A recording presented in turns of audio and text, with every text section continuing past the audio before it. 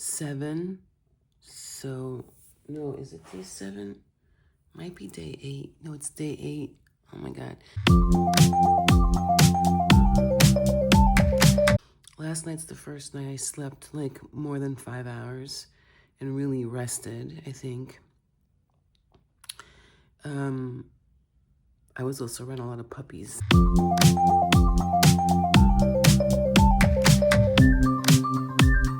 So I feel really good about having finally gotten really good sleep, lots of sleep.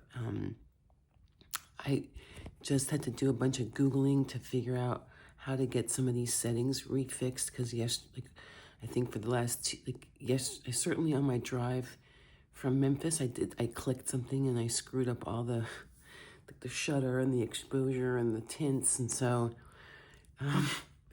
finally figured that out. Today I'm gonna go stay with some other friends. We're gonna go have brunch, and I did a great interview yesterday, but I did a risky thing. I did a scary thing. I asked her if she would be willing to connect me. It felt really scary to ask because I wasn't sure if it was the right thing, but I felt this nudge, and it wasn't so much about getting something. It was more about the practice of being willing to ask. And I can feel like this is like other things are now getting easier, like talking to strangers and being myself and just bopping around, and all of that's getting a lot easier and more natural. Like even yesterday, someone asked me specifically, what kind of wine do you want me to pick up? And I answered very specifically with a brand. And then I almost entered, but whatever you want is fine. And then I said, I took it out because I'm like, no, she asked, what specifically do you want? And then I learned later that was that was practice for her to say, I'm not going to get 5 different things and assume to cover all the bases. Instead, I'm just going to ask specifically, what does this person want? So me doing my part helped. She was doing something different. I was doing this new thing, and together we were getting somewhere. So, it's actually kind of really cool when you think about it that way. So it makes it a lot easier to, it just makes it a lot easier. So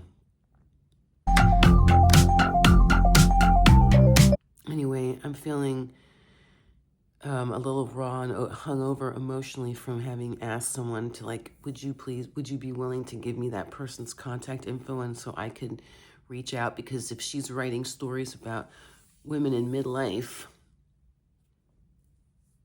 just saying, I'm doing a midlife woman thing, and then part of me is like, oh, should I just let someone find me? And that could happen too. And also, what if there's another way where it's both and, right?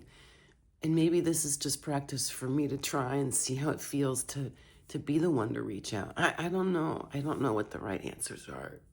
And I think that's the real problem. I'm always trying to get the right answer and do the right thing, like what I'm supposed to do by someone, I guess, else's standards, society standards, like what's expected of me. And I don't always know what the right thing is, but what if there is? I mean,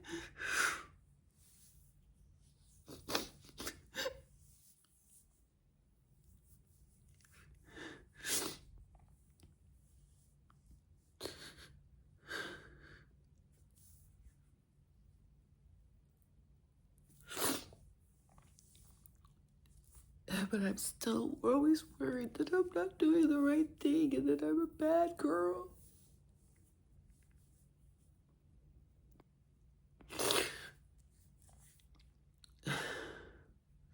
And I don't know how to navigate that.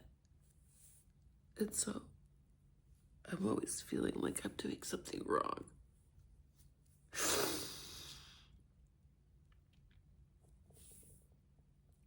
So,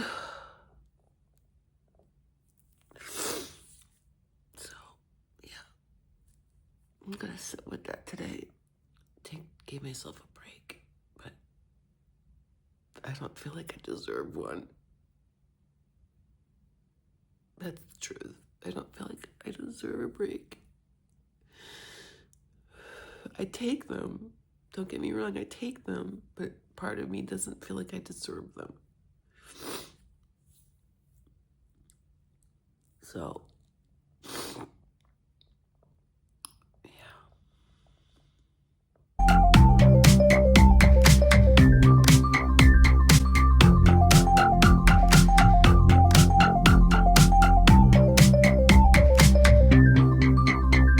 All right, y'all, this is day 8 of the Discoball tour for the Stories That Sparkle podcast. And in the spirit of keeping it real, I woke up today and, this old belief, this old idea coming up of you don't deserve a rest and you don't deserve good things. You didn't earn it.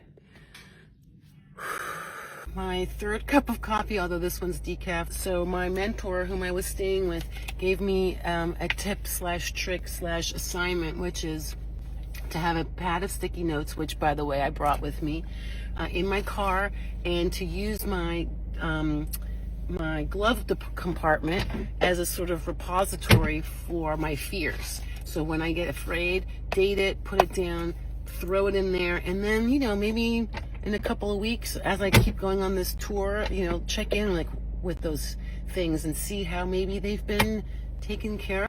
Anyway, mwah.